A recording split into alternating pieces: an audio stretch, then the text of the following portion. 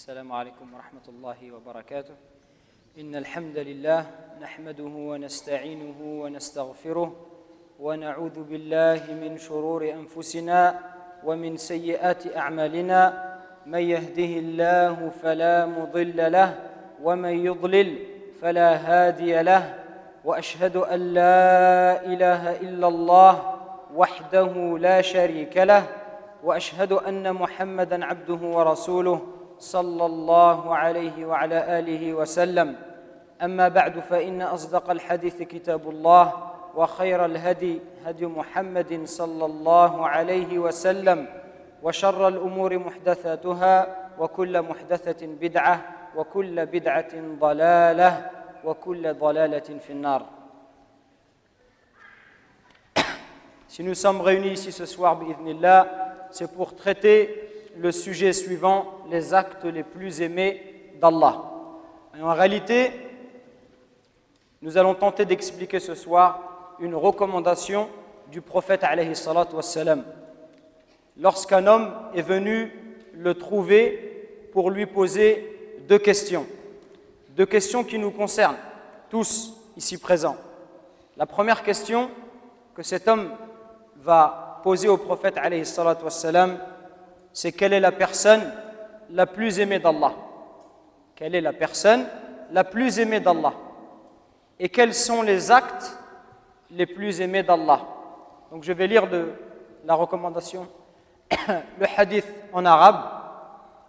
عن ابن عمر رضي الله عنهما أن رجلا جاء إلى النبي صلى الله عليه وسلم فقال يا رسول الله أي الناس أحب إلى الله وأي الأعمال أحب إلى الله؟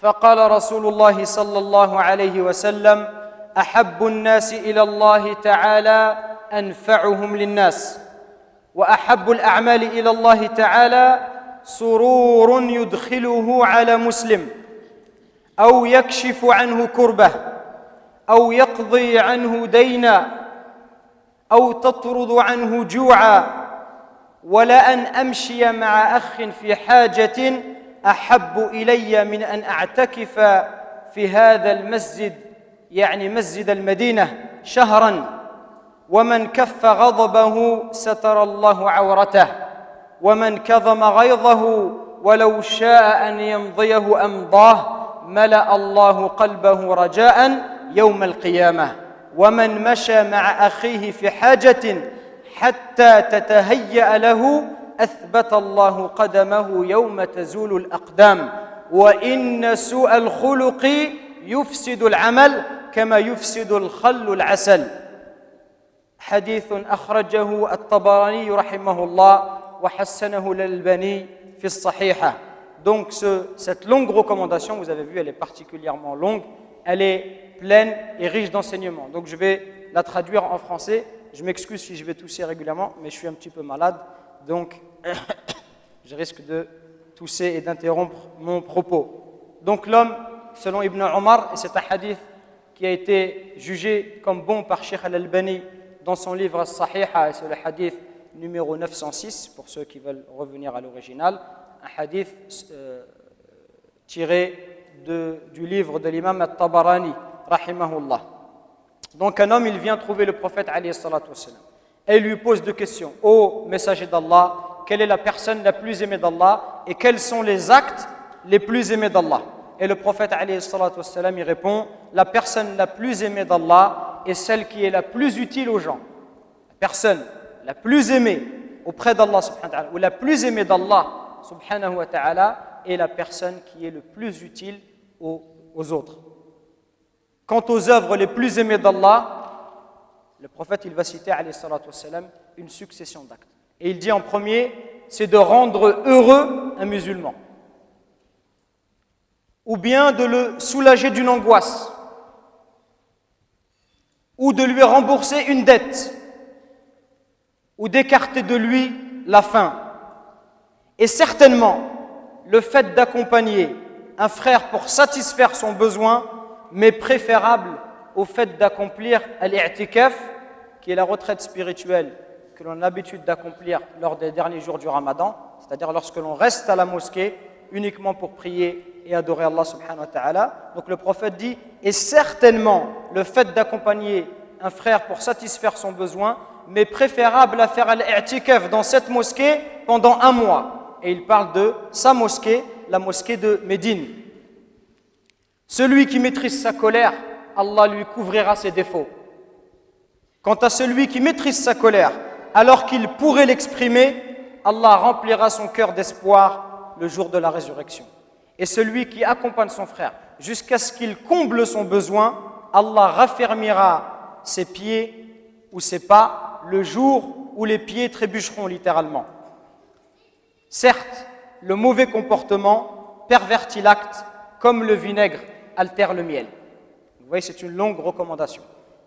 Et tout de suite, je voudrais attirer votre attention sur un point, sur 2 points. C'est regarder la qualité des questions posées par les Sahaba radiyallahu anhum. Eux, ils voulaient aller au paradis. Ce désir chez eux, il est ardent. Donc, ils posent des questions qui sont utiles. Et ces questions, elles nous concernent tous. Tous, on aimerait être aimés d'Allah subhanahu wa ta'ala. Et forcément, pour être aimé par Allah subhanahu wa ta'ala, il faut accomplir des actes qui sont aimés par lui. Donc regardez la qualité de ces questions. Pourquoi? Parce que les Sahaba radiyallahu anhum, ils posent des questions, pourquoi à votre avis? Pour emmagasiner la science? Non, pour la mettre en application. Pour la mettre en application. Parce que l'objectif de la science, c'est l'œuvre, c'est le fait d'œuvrer. Si tu emmagasines les connaissances et tu ne fais rien, alors la science sera un argument en ta défaveur. Et regardez-nous aujourd'hui nos questions. Quand un shir vient nous visiter, regardez les questions. Ya shir, qu'est-ce que tu penses de Foulen? Ya shir, un frère il a fait ça, est-ce que c'est bien? Nous, nos questions, ça tourne toujours autour de ça. Est-ce qu'on entend ce genre de questions? Des choses qui sont vraiment bénéfiques, profitables. Alors, attention, je ne dis pas que parfois ce n'est pas nécessaire de se renseigner sur telle ou telle personne, mais le fait d'en faire quelque chose de systématique, ça prouve un malaise. Ça prouve que nous n'avons pas réellement compris l'héritage des anciens. Nous qui ne cessons de nous réclamer des anciens et de les suivre, cela veut dire qu'on n'a pas compris on n'a pas suivi leurs traces réellement, parce que eux, ils étaient que dans ce genre de questions. Donc c'est pour cela que j'attire votre attention et je demande à chacun d'avoir une bonne attention. Si on est là ce soir pour ces 20 ou 30 minutes, mes frères, est-ce que vous allez entendre ces propos du prophète alayhi salatu wassalam?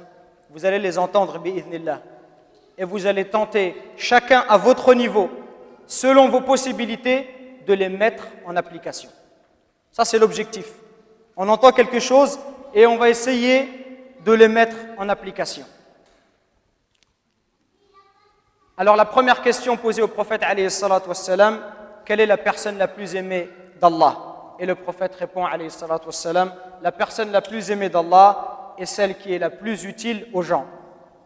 Sache donc que plus tu es utile aux gens, à tes frères, à tes sœurs, plus l'amour d'Allah Azza wa Jal pour toi, envers toi, plus cet amour est fort. Et le contraire, il est vrai aussi. Moins tu es utile aux musulmans, moins Allah t'aime. Si tu veux qu'Allah il t'aime, alors il faut que tu sois utile à ta communauté. Parce que l'islam, il se vit en société. Il ne se vit pas individuellement. Et il ne serait pas concevable que quelqu'un atteigne des hauts degrés dans la foi sans que, parallèlement, il soit utile à sa communauté et quelqu'un de profitable. Alors comment est-ce qu'on est utile à sa communauté? Ce n'est pas uniquement par l'argent, mais il y a beaucoup de façons d'être utile. Et je dirais, à chacun, Allah Azza wa Jal, il a donné des spécificités. Peut-être que toi, mon frère, tu es doué pour bien expliquer les choses. Alors prends de ton temps pour expliquer la religion si Allah t'a donné des connaissances, ou pour expliquer ce que tu maîtrises. Si Allah il t'a donné l'expérience de la vie, je parle des plus anciens, peut-être que nos oncles et les gens qui sont un peu plus vieux que nous, ils ont l'expérience de la vie, qu'ils donnent des conseils aux plus jeunes. À partir du moment où ceux-ci veulent bien les écouter, parce que nous, souvent, les jeunes, on a l'impression que nos papas ou les gens du bled, parce qu'ils n'ont pas un bac plus 4, on a l'impression que c'est des bourricots, qui ne peuvent rien nous apprendre. Non, détrompez-vous mes frères, Wallah. Celui qui a passé 50 ans ou 60 ans sur cette terre, il a beaucoup de choses à t'apprendre. Parce qu'à 20 ans ou 30 ans, Wallah, il y a encore plein de choses que tu n'as pas vues.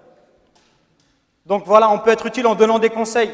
On peut être utile par sa réputation, en intercédant. En disant à un frère, tel frère, faites le travail, je le connais, je me porte garant. Mais à toi aussi derrière, parce qu'on se porte garant pour toi, d'être à la hauteur. De ne pas faire n'importe quoi, comme c'est souvent le cas. Parce qu'on réclame, on se porte garant pour des gens, on dit faites le travail, le frère mesquin, il travaille pas, aide-le. Puis il y a le travail, le frère il fait n'importe quoi. Et tu salis la réputation des gens qui se sont engagés pour toi. Par son rang, etc., etc. Les moyens sont infinis. Et il faut faire cela avec une intention sincère. On n'est pas utile aux autres pour que l'on dise du bien de soi, ou en espérant recevoir quelque chose derrière. Ne donne pas en espérant recevoir davantage. Ici, Allah t'aime. Alors Jibril alayhi salam, l'ange Gabriel, t'aimera aussi.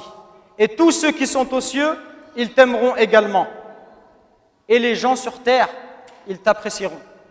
Parce qu'Allah, il va mettre dans leur cœur de l'affection pour toi.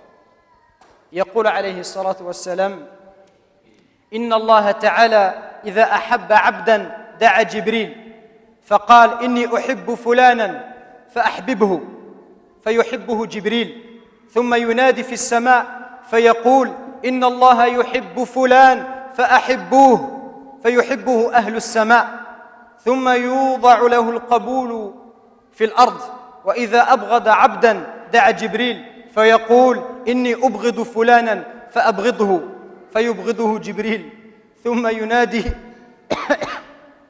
ينادي في أهل السماء إن الله يبغض فلانا فأبغضوه ثم توضع له البغضاء في الأرض رواه مسلم. Le prophète alayhi salatu wassalam nous dit, quand Allah le Très-Haut aime quelqu'un, il appelle Jibril alayhi salam et lui dit j'aime un tel, aime-le donc. Tu vois ce serviteur, je l'aime. Tu te rends compte?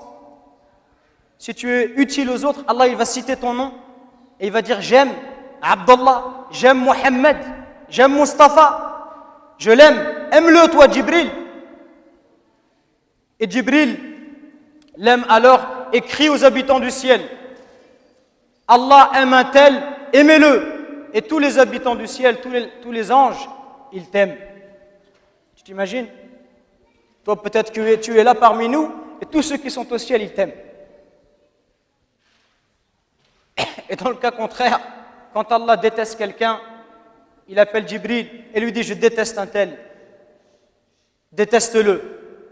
Alors Jibril se met à le détester et il dit aux habitants du ciel détestez-le. Et Allah, il le rend antipathique sur terre, c'est-à-dire que les gens, ils ne l'apprécient pas. Et pour la personne qu'Allah aime, il met al-qaboul, c'est-à-dire qu'il le rend accepté par les gens. Les gens, ils le trouvent sympathique. Allah, il va t'utiliser pour que tu lui obéisses.